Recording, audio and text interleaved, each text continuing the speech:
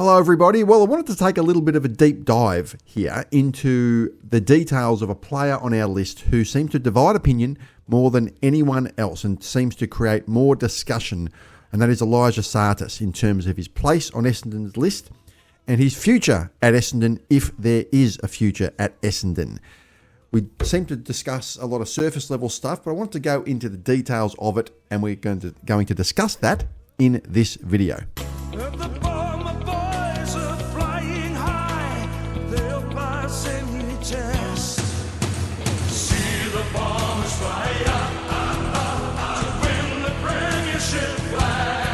So a lot is invested in Elijah Tsatas. He is a number 5 draft pick. So every time you have a number 5 draft pick, you don't just want to let players like that go just like that. You want to make sure your investment is seen through to the point at which you think, well, we can't really get any more out of this player and we just cut our losses. So certainly any discussion about trading Elijah Tsatas is a very serious discussion. You don't just trade a number 5 draft pick like it's, a number 36 draft pick or something like that. A lot has been invested in him. And I want to have a bit of a look at the numbers he's been putting up in the VFL. Not that numbers are everything, but they're not nothing either. Just so we can get a bit of a clear indication as to what his future is and what we should do with him. Because there's a couple of things to consider. The first is he's contracted until 2026. So if he's traded, another club has to pick up his contract, of course. Essendon can hold him to his contract if we want him to. We don't have to trade him. And so there's a couple of different options there. He could ask for a trade, of course, but Essendon's not obligated to trade him. They don't have to. But obviously, if he's wallowing away in the VFL, he may ask for a trade. But Essendon, because his contract till the end of next year, can hold him. That's up to Essendon. So I just wanted to have a look at the numbers he's been putting up. So he's put up 6 games so far in the VFL this year. He's been a sub a couple of times or a few times in the seniors, played a couple of games, but he's played 6 full games in the VFL. We're going to have a look at those numbers and we're going to look at the averages that he has for those games. So game 1 earlier in the season, he had 32 disposals, 3 marks, 5 tackles, 15 clearances, 19 contested possessions, and 7 score involvements with a disposal efficiency of 56%. His second game, he had 41 disposals, 3 marks, 3 tackles, 10 clearances, 13 contested possessions, 10 score involvements, and a disposal efficiency of 71.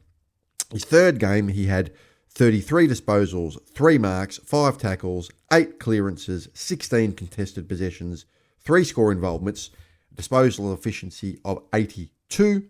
His fourth game, he had 28 possessions, 2 marks, 6 tackles, 5 clearances, 13 contested possessions, 1 score involvement, and a disposal efficiency of 57. His fifth game, he had 30 disposals, 1 mark, 3 tackles, 8 clearances, 14 contested possessions, 4 score involvements, and a disposal efficiency of 77. And in his last game, which I covered in the last VFL report, where I said he had 37 possessions, apparently he's now had 40 possessions. He's bumped up those numbers by 3. I'm not sure where the extra 3 possessions came from, but in his last game, he had 40 disposals, 3 marks, 5 tackles, 13 clearances, 13 contested possessions, and 5 score involvements, and a disposal efficiency of 80. Statistically, that was his best game in pretty much every category. So overall, this season, these are his average numbers from the 6 games that he has played. He averages 34 disposals per game in the VFL. He averages 2.5 marks. He averages 4.5 tackles. He averages 9.8 clearances, 14.7 contested possessions, 5.0 score involvements, and he has a disposal efficiency of just over 70. I believe the disposal efficiency in the AFL is somewhere in the high 70s, like 77, 78 on average or something like that. So he's a bit below average on disposal efficiency, but not significantly, so not like it's 50 or something. So those are his numbers. So as you can see, they're kind of like video game numbers, I guess you would call it, in the VFL. Now, you can interpret that however you want.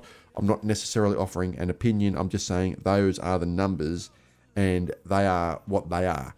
So this has been a cause of or a source of quite a lot of frustration for a lot of Essendon fans, because we're looking at these numbers that he's putting up, and you sort of look at that and you think, well, there's not really a whole lot more he can do, at least numerically. There's obviously a lot of work he has to do when he's kicking, things like that. But there also was with Joe Watson, if you remember. When Joe Watson came to the club, he couldn't kick, right? And he was known more of a handballing player, and he still wasn't the best kick in the world for his career, but he certainly became a more adequate kick.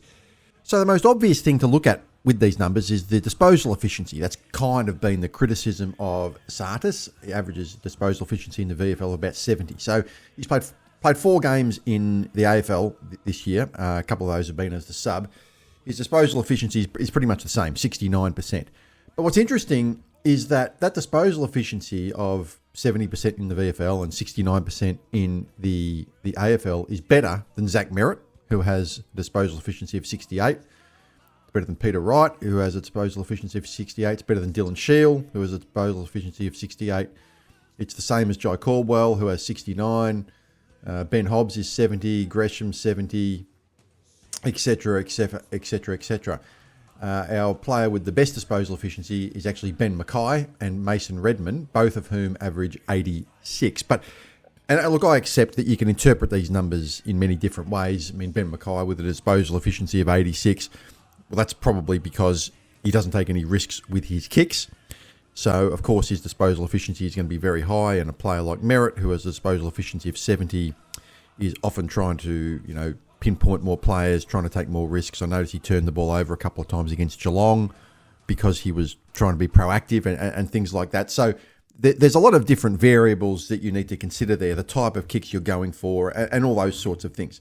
But the point I'm making is that his disposal efficiency is not necessarily any worse than several other very, very good players on our list. So the question is, well, is there actually room in the midfield for him? We don't really have a lot of injuries in the midfield. We have a pretty good midfield. We've, of course, got Zach Merritt, Sam Durham, Jai Caldwell, Nick Martin, players like this. But I think there is room. I think there is potentially because, first of all, Brad Scott has been playing Zach Merritt out of the midfield for large portions of the game, particularly in the back line. I also heard on the Champion Data guy, who I like listening to, as you guys would be aware if you listen to this channel. I like listening to a lot of the information from Champion Data and what they're saying, is that Nick Martin, who is obviously one of you could argue, our second best player, Essendon average 5 goals more per full game of football, per 80 minutes, when Nick Martin plays forward of centre than when he doesn't play forward of centre. And when I heard that, I nearly fell off my chair because I'm just some dude with a YouTube channel and I've been screaming this for 12 months.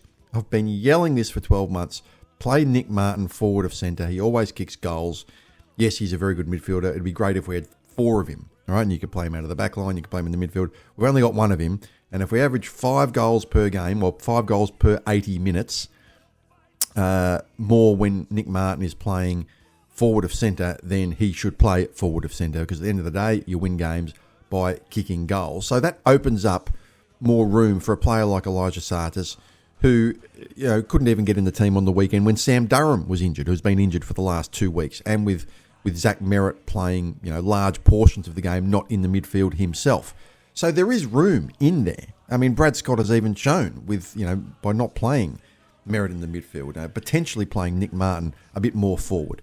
So he's not getting a game, and you just have to wonder when you look at it what more he has to do. So my personal opinion is that, with Essendon not really a threat, or a realistic threat for the finals this year, barring a miracle, of course, is that I personally think at the stage of his career and with the investment Essendon has made in him, he should play every game for the rest of the year. That probably won't happen, but that's what I think should happen. I think he should play every game for the rest of the year and at least see what he has to offer. Because playing him as the sub for a couple of games in the AFL and playing him, I think, for 50, 60% game time, which is what he was playing in for the games that he was playing, where he wasn't the sub, he was playing, like a pretty much low percentage of game time. I think he needs to play the remainder of the season in the seniors. I'm not confident that will happen because there seems to be something that the coaching staff are looking for him to do that perhaps he's not doing. I think he needs to play that so we can then make an informed decision about him. Often you see these players, when they do get a chance, they are able to lift and adapt their game to the higher level. And I think Tsatas, you would hope he's one of those players. If you remember, at the start of the season, the narrative around him, around him was that he'd had a really, really good pre-season and he was sort of ready to take that next step. And I don't even know whether that was wrong. It might have actually been correct. I mean, if you look at the numbers he's put up in the VFL, his numbers are kind of the maximum what you can put up. You can't really do much more than that. And I totally accept, and a lot of you guys will mention in the comments, a lot of the flaws he's got and all that sort of thing. I 100% accept that. And no one is suggesting he's a perfect player. And he might not ever reach the heights of a number 5 pick. I'm not saying he will. He might only reach the heights of a number 25 or 30 or a number 40 pick. I don't know. He might not never be a number 5. But certainly with the numbers he's been putting up and with the way that Brad Scott has structured the midfield, then I think he should play the last 8 to 10 games for the year so that they can then make an informed decision about him. And if he, of course, does play well in the AFL and he's seen as being a player that can get into the AFL and play senior football, his trade value goes up anyway. I mean, his trade value if he plays in the VFL is probably going to be less than if he was playing senior football, because at the end of the day, you want a player who's good enough to play senior football, not someone wallowing in the reserve. So even if you are looking at trading him, I would have thought that playing him as a senior AFL player probably increases his trade value. Some may think, well, putting up bigger numbers in the VFL might be better for his trade value. Well, look, I think at the end of the day, people are probably going to look closer at what you do in the AFL, unless they think he's just not up to it. But really, with the numbers he's putting up, you would suggest that there is something there. And I would like personally to see him play out the season in the AFL. Like I said, don't think it's going to happen, but I think that's what's going to happen but I think that would be the best thing to do for him, A, in terms of his trade value, and B, in terms of learning more about him. You don't learn much about a player unless you actually play them in the seniors. So what do you guys think? What would you do with Elijah Tsatas? Would you trade him? Would you hold him even if he asked for a trade? Remember, he's contracted until 2026. Would you play him in the AFL and just find a spot for him in the team? At the end of the day, there's 23 players out there. All right, you can structure a team and get a player in there if you really want to. I think. I mean, certainly a player like Hobbs, who I think who is struggling and whose kicking is certainly no better than Tsatas, and who doesn't get the ball as much either. I would have thought his position would be in more jeopardy, and it would be a certain, a way to get Elijah into the senior team as there's a potential sort of like for like kind of replacement anyway.